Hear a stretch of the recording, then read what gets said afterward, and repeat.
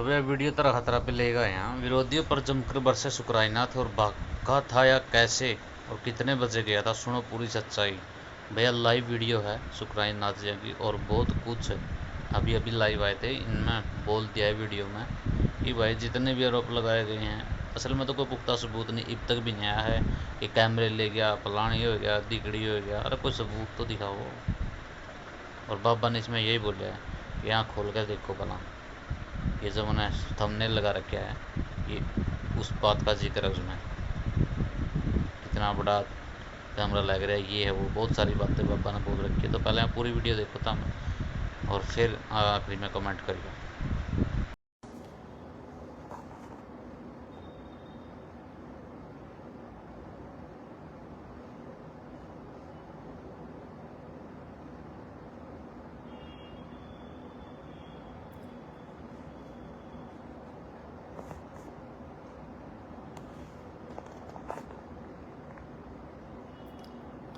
Advocate विकास बराला जी, बहुत बहुत अभिनंदन। आप पहले दर्शक जुड़े हैं और आपके बाद में अब कतारबद्धता बढ़ती जा रही है। सुखदेव स्योरान जी और इसके साथ साथ विक्रम शर्मा जी, आप सभी दर्शक जो मुझे अभी देख पा रहे हैं, मैं आप सबका आपके चलभाष यंत्र के स्क्रीन पर उपस्थित होकर के आपसे मैं अभी साक्षात्कार कर रहा हूं। बंधुओं, मैं आपका महंत शुक्राईनाथ योगी आज आपके बीच में एक विशेष चर्चा को लेकर के उपस्थित हुआ हूं। अभी मेरे को देख पा रहे हैं श्रीमान अंकित रेड्डू जी, श्रीमान संदीप चहल जी, सुखदेव चौरान जी, कालू बाबा जी, पंडित दयानंद शास्त्री जी, विक्की मलिक जी, विकास खटकड़, नवदीप बेनीवाल, दुहन साहिल जी, संदीप खरब जी, अमित कुमार धीमान जी, पंकज कश्यप जी, गुरमीत संधु जी, संदीप चौरान भाई, अनिल कुमार जी, अमित कुमार सहारण जी। प्रिय बंधुओं, आज आपको मैं बताना चाहूंगा कि अभी मैंने कुछ मेरे पास फोन कॉल आए और कुछ चर्चाएं हवाओं में उड़ रही थी, तो मुझे सुनने को मिला कि लोग एक रूमर फैला रहे हैं कहीं कि महंत जी तो भाग गए। बंधुओं, ऐसा कोई, मैं समझता हूं कि भागने जैसा काम मैंने नहीं किया। और भाग कहाँ गया, मैं बिल्कुल हरियाणा पुलिस की निगरानी में रहा हूं और हरियाणा पुलिस की निगरानी में मैं सुबह अपनी यात्रा पर निकला था। और इसके लिए आप देख सकते हैं कि पिछले 2 दिन से मैं मठ संस्थान कोथ में भी उपस्थित था और आज सुबह लगभग 4 बजे से लेकर 4:15 के बीच में ही हम लोग शायद निकले हैं। मेरे को फिक्स समय लगभग यही लगता है। और जो लोग इल्जाम लगा रहे हैं, मैं उनसे कहना चाहूंगा कि आप लोगों ने जो गेट के सामने कोई बड़े से सीसीटीवी कैमरे लगा रखे हैं, एक बार उसमें पूरी आंखें खोल करके ढंग से सीसीटीवी का कोई समय देख लें, तब जाकर के आपको बाहर लोगों से कोई बात बोलनी चाहिए। तो इसलिए आप लोगों से भी मैं कहूंगा कि रूमर ना फैलाएं, कोई अफवाहें ना फैलाएं, क्योंकि अफवाहें समाज के लिए विनाशक होती हैं। अफवाहें जब चलती हैं तो वो कहीं ना कहीं किसी का भी कोई नुकसान कर सकती हैं। तो आपस में मत लड़िए। और रही बात, लोग कह रहे हैं कि फोन के द्वारा संपर्क करके मुझे बता रहे हैं कि कुछ लोग रूमर फैला रहे हैं कि फलां सामान मठ का खाली हो गया, ये वो सब झूठी बातें हैं। जब मठ में आप लोग प्रवेश करोगे तो मुझे अभी जो ग्रामवासी देख रहे हैं, एक बार आप अभी बेशक जाकर के देख सकते हैं। अभी भी अगर आप जाकर के देखेंगे तो मठ का जो मुख्य द्वार है, मुख्य द्वार के ऊपर एक कमरा है जो पुराने समय का है। उस कमरे में बिल्कुल पूरे बर्तन भरे हुए हैं, ठसाठस वो भरा हुआ है। इसके साथ साथ जो टीन शेड के नीचे जो 3 कमरे पुराने बने हुए थे, उस टीन शेड में बीच वाले कमरे के अंदर भी काफी बर्तन वगैरह हैं। और 1 नंबर जो कमरा है गेट की तरफ से, उस कमरे के अंदर अनाज का भंडार भरा हुआ है। अनाज की बड़ी बड़ी टंकियां भरी हुई हैं और बहुत सारे कट्टों के अंदर गेहूं उसके अंदर बड़ी मात्रा के अंदर भरी हुई है। तो इसलिए जरा याद रखिए, अन्न का भंडार पूरा है, लेकिन कुछ लोग गुमराह कर रहे हैं, उन लोगों से आप गुमराह ना हो। बर्तन भी वहां पर पूरे हैं, क्योंकि मैं एक गाड़ी में जब आया हूं तो आप देख सकते हैं मेरी गाड़ी के अंदर जो सुबह का जो समय है वो क्या रहा होगा, और गाड़ी में कितना सामान आ सकता है। 5-7 जोड़ी कपड़े थे और बाकी मेरे साथ में कुछ पुलिसकर्मी थे और कुछ, एक मेरा पायलट, एक मेरा ड्राइवर था, और इसके साथ साथ 1-2 और सेवा सहयोगी मित्र या सेवक साथ में थे। तो कृपया किसी भी प्रकार का रूमर ना फैलाएं। अफवाहें समाज का कभी भला नहीं करती हैं और अफवाहें समाज का बेड़ा गर्क कर देती हैं। इसलिए आप लोग जरा विचार कीजिए। और जो झूमर वाला जो भवन है, अष्टपहलू भवन, उसके ऊपर अगर आप लोग जाकर के देखेंगे तो वहां पर जो बड़ी बड़ी संदूकें जो रखी हैं, उन संदूकों के अंदर कितने ही कंबल और जितना भी सेवादारों के लिए जो वस्त्र आदि की जो व्यवस्था है वहां पर है। और ऊपर कितने रूम जो हैं वो किस प्रकार से डेकोरेट हैं। 2 रूम तो ऊपर बहुत अच्छे हैं, एक एसी रूम है आने जाने वालों के लिए, एक डेकोरेशन किया हुआ रूम है बिल्कुल, जहां नीचे नवनाथों का दरबार बना रहे हैं उसके बिल्कुल ऊपर है। सामने वाली जो पीले रंग की जो एक कोठी है, उसमें भी आप जाकर के देख सकते हैं कि जितना सामान उसमें था वो यूं का यूं है। हमें क्या करना है? दूसरी बात, हमने तो इस मठ के अंदर सामान भरने का प्रयास किया है, कोई घटिया काम करके अपने को, अपनी इज्जत और अपने को समाज के सामने गिरावट की ओर नहीं चलना है। तो इसलिए हमने कोई भी किसी भी प्रकार का एक तिनके का भी वहां से कोई स्वार्थ सिद्धि नहीं। हाँ, मेरी जो पुस्तकें थी वो पुस्तकें जरूर मैंने अपनी गाड़ी में कुछ रखी हैं, काफी पुस्तकें थी मेरी, और पुस्तकों को ही मैं मेरे साथ में मेरे पास हैं वो। और उसके बाद मैं आपको बता देना चाहता हूं कि अंदर आप जाकर के भंडार घर में देखेंगे तो बाहर जो भंडार है उसमें अलग से बर्तन है, और अंदर जो भंडार है उसमें अलग से बर्तन है। पूरी ड्रावर आदि को खोल करके आप देखेंगे तो वो बिल्कुल भरा हुआ है, और किसी भी प्रकार से जिधर कोई सामान ना रखा है उधर कैमरा करके लोगों को मूर्ख बनाने का काम कुछ लोगों ने किया है। जबकि मैं जनता जनार्दन, समझदार जनता जनार्दन से अपील करूंगा कि आप खुद एक बार आंकलन करें, झूठी अफवाहों पर ध्यान ना दें, क्योंकि कुछ लोगों का काम ही इतना है कि मुझे बदनाम कैसे किया जाए। तो वो बदनामी के लिए विकल्पात्मक और संकल्पात्मक कार्य कर रहे हैं, जो कि बिल्कुल नहीं होने चाहिए।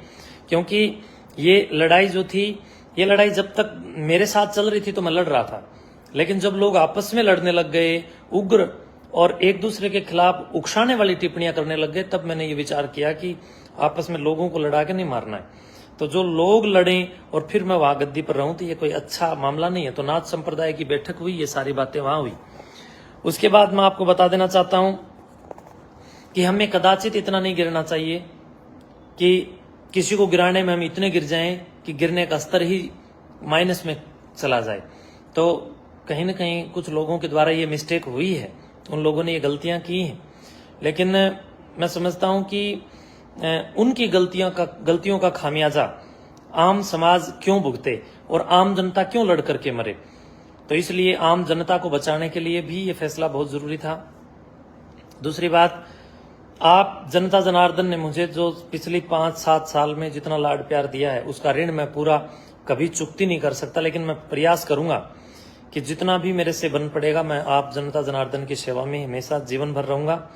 और एक योगी होने के नाते अपना पूरा कर्तव्य और पूर्ण कर्तव्य निष्ठता के साथ, आप लोगों के साथ समर्पित भाव के साथ मैं आगे भी इसी प्रकार पूरे हरियाणा और आसपास के प्रदेशों में क्रांति की तेजस्विता को प्रकाशित करने के लिए पुलकित बुद्धि के साथ आगे बढ़ूंगा।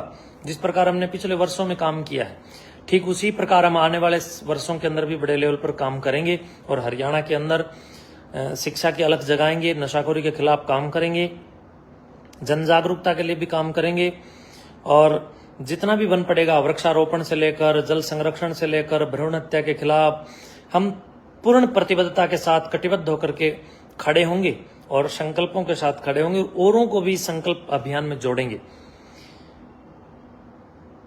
दूसरी बात, जो लोग कुछ बोल रहे हैं कि भी सामान ले गए, कोई सामान नहीं ले जाया गया, सब झूठी बातें हैं। और जो लोग सामान की बात कर रहे हैं वो एक तरफ तो कह रहे हैं हम 7 साल में आज आए हैं, एक तरफ बोल रहे हैं कि हम सामान ले गए। तो इस प्रकार की फालतू बातें ना करें, क्योंकि जब आप 7 साल में आए नहीं तो आपको क्या पता वहां क्या सामान था या क्या नहीं था। बर्तन वहां पर फुल हैं, पूरे कमरे वहां पर बर्तनों के भरे हुए हैं। बिल्कुल मुख्य द्वार के ऊपर वाला कक्ष बिल्कुल भरा हुआ है, लगभग 500 700 400 तो बाल्टियां होंगी वहां पर।